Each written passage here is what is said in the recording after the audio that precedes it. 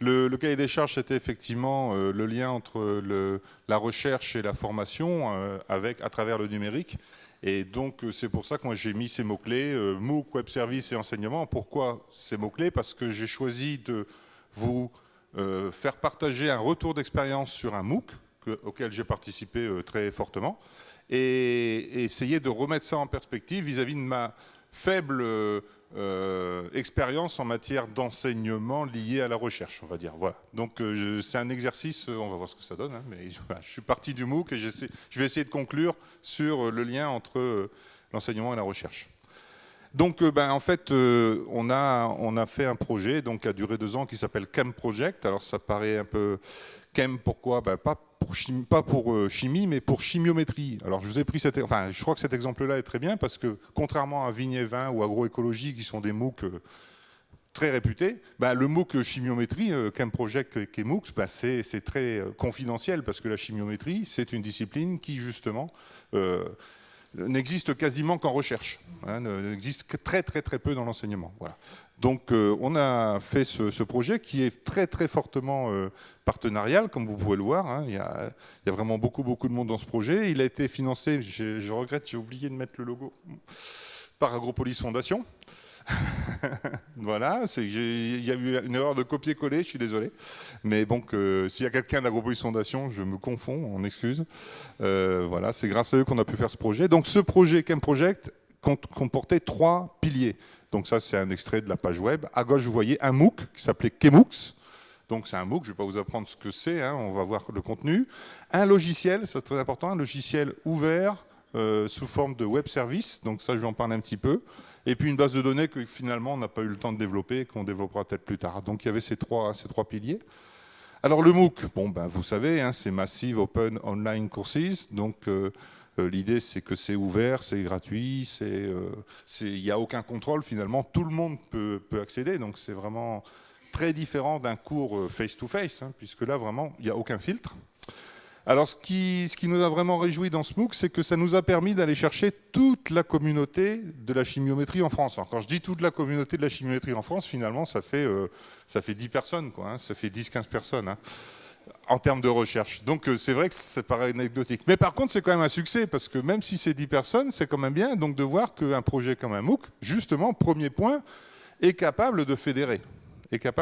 Et on aurait pu, je pense que même s'il y avait eu plus de chercheurs, ils seraient venus de toute manière. Moi, j'étais très surpris de voir que des chercheurs sont venus tourner des vidéos à Florac.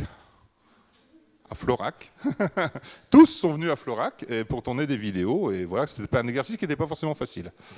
Donc le contenu, il n'est pas question de dire forcément le détail, mais vous pouvez voir qu'on avait un contenu très riche, puisqu'on avait un tronc commun de 8 semaines, 8 semaines de formation formé d'un tronc commun et de 3 parcours pour en savoir plus.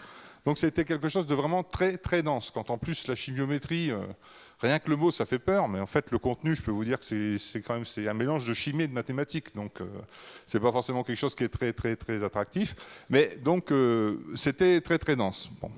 Mais, chaque grain en fait était constitué d'une vidéo de 10 minutes, de documents PDF, de quiz et d'exercices d'application. Donc chacune des personnes qu'on était allé chercher donc, au coin de la France, on lui a demandé de faire ça.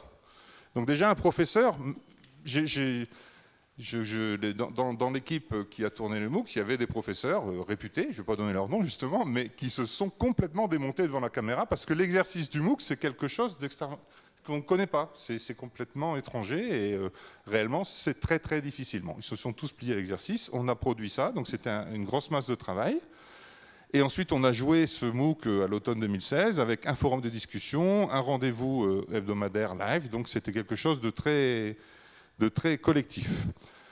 Alors on était extrêmement contents parce que la chimiométrie, bien que confidentielle, on a eu 1600 inscrits quasiment, 1600 inscrits. Et sur les 1600 inscrits, donc vous voyez, la moyenne d'âge était à 36 ans, la moyenne homme-femme 60-40, donc ça c'était juste parce qu'on a les données.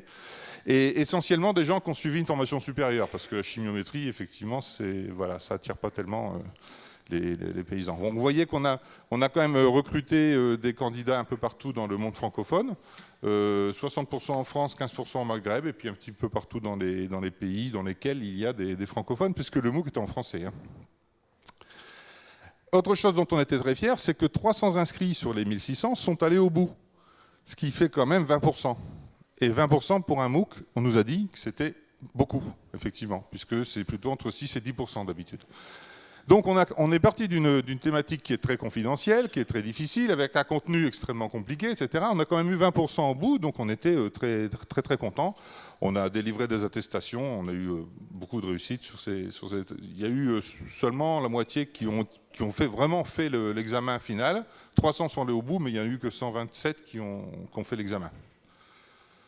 Voilà, donc ça c'était juste pour le MOOC. Après on va reparler un petit peu de ça.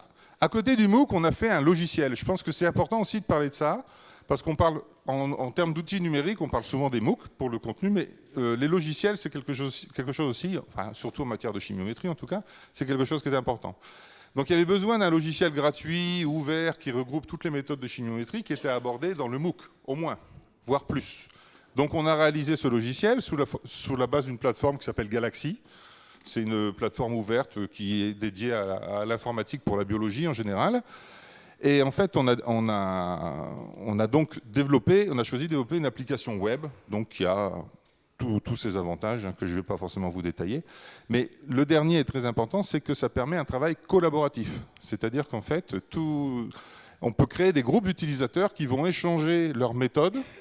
Donc, quand on fait de la chimiométrie, on prend des données, on les traite, et puis on arrive à un résultat. Tout le chemin, tout ce cheminement peut être mémorisé, partagé entre les utilisateurs, critiqué, ça peut revenir, etc. Et c'est ce à quoi on a assisté, effectivement, avec ce logiciel.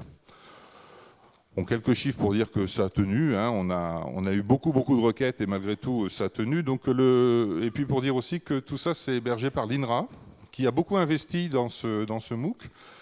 Car, je le dis au passage, ça leur a permis quand même d'assurer la formation permanente de pas mal de leurs agents qui utilisent des spectromètres proches infrarouges et qui n'ont pas forcément la formation qui va avec. Alors, bon, maintenant que je vous ai présenté ça, quels sont les liens en fait avec l'enseignement ? Bon, moi, je suis chercheur. J'ai participé à des modules d'enseignement tout au long de ma vie de chercheur, pas énormément, hein, je ne sais pas, faire 30 heures de cours par an ou un truc comme ça. Enfin, je suis loin de faire un enseignant-chercheur. Hein. Et je dis entre 10 et 30 heures de cours, dans des écoles d'ingénieurs essentiellement, des écoles doctorales aussi, enfin l'université. Et selon moi, mais ça n'engage que moi, les écueils de l'enseignement par les chercheurs, enfin il y a certains écueils. Alors le premier écueil, et que j'ai rencontré souvent, c'est qu'on venait me chercher par exemple pour faire des cours de statistiques. Je suis chimiométricien, je ne suis pas statisticien. En fait, c'est ça le problème. C'est que quand on est chercheur, on se spécialise, parfois, hein, on se spécialise tellement dans un domaine que finalement, ce n'est pas forcément la science de base qui est souvent demandée, par exemple, dans les écoles doctorales ou dans les écoles d'ingénieurs, qu'on peut enseigner. Donc, on se retrouve un petit peu désarmé. Donc, par exemple, je vous dis, on demande à un chercheur en informatique d'enseigner des maths. Parce qu'on va dire, oui, il doit connaître les maths, puisque... Voilà. Non, pas forcément. Et, enfin, en tout cas, il n'est pas forcément capable de les enseigner. Et l'autre côté, je dirais symétrique, mais de l'autre côté, c'est que en fait, le contenu réel des recherches n'intéresse que rarement toute une classe d'élèves. Moi, mes recherches en chimiométrie qui intéressent 10 personnes en France, il y a peu de chances pour qu'elles intéressent les élèves au moment où ils font les cours, au moment où on leur dispense le cours. Quand ils vont utiliser de l'analyse de données plus tard, qu'ils ont besoin des outils, oui. Mais au moment où... Donc, il y a vraiment un problème d'adéquation. Moi, je l'ai vécu tout le long de ma carrière, entre ce qu'un chercheur est capable de délivrer, comme il le délivre dans une conférence, et ce qu'attend une classe d'élèves, ou ce qu'attend, que ce soit en école d'ingénieur ou en université. Alors peut-être dans les écoles doctorales, dans des modules très spécialisés, on va pouvoir... Bon. Bah, ça, c'est un sentiment personnel. Alors donc, du coup, ce qu'amène le MOOC vis-à-vis de ces écueils, moi, c'est que je pense que le MOOC amène une offre complète, enfin les MOOC en général, donc vous allez voir sur Fun, hein, sur la plateforme Fun, vous allez voir que vous avez tout ce qu'il faut, hein, bien sûr, enfin quasiment tout ce qu'il faut, qui permet de reprendre les bases, quel que soit le niveau. Donc finalement, on est capable de faire passer tout ce premier écueil sans aucun souci. La réalisation du MOOC est collective, donc à chacun sa spécialité. Donc ça peut dire qu'on peut faire venir un chercheur, puisqu'il va parler 10 minutes de sa spécialité. Et à la limite, s'il n'y a que 3 personnes qui vont prendre dans ce grain la connaissance qui est utile, qui leur est utile, c'est pas grave. Mais quand même, le chercheur aura trouvé le moyen de venir parler de sa spécialité. Et puis donc, ce que je vous disais juste à l'instant, c'est que le MOOC, c'est du libre service. D'un MOOC à l'autre et à l'intérieur de chaque MOOC, l'étudiant s'adapte finalement un peu automatiquement vis-à-vis de sa demande. Hein. Donc, pour moi, je dirais que vis-à-vis de mon expérience entre recherche et enseignement, le MOOC, je pense, est un bon outil pour permettre aux chercheurs de venir délivrer une connaissance qui sera utile et utilisée par des apprenants. Alors juste pour terminer, quelques choses qui me sont remontées, enfin quelques faits qui sont remontés de ce MOOC et qui sont en lien avec l'enseignement, donc sur KMOOCs. Donc 24 chercheurs et professeurs répondent en direct sur un forum aux problèmes des apprenants, c'est-à-dire qu'en fait on a eu pendant 2 mois ou 3 mois le gratin de la spécialité qui a vraiment vécu avec les apprenants. Il paraîtrait, enfin on en est sûr, que des apprenants se sont regroupés spontanément pour s'entraider. Donc en fait le MOOC fait ça aussi, hein, c'est-à-dire que crée ça aussi.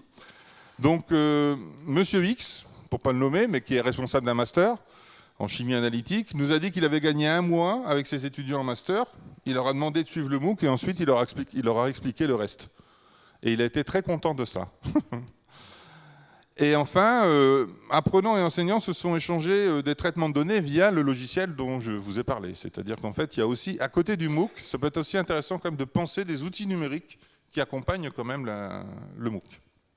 Voilà, donc en conclusion, pour moi, hein, simplement, les outils numériques tels que les MOOC, mais aussi donc des logiciels qui les accompagnent, sont des outils de travail collaboratif qui permettront certainement aux chercheurs de mieux diffuser leurs résultats, les résultats de leur recherche vers la formation initiale et la formation permanente. Il ne faut pas oublier non plus la formation permanente, parce qu'au niveau du MOOC, on ne sait pas, on n'a pas de stats précises, mais on sait quand même qu'il y a eu quand même beaucoup de gens qui étaient en formation plutôt permanente. Voilà. C'est tout, je vous remercie de votre attention.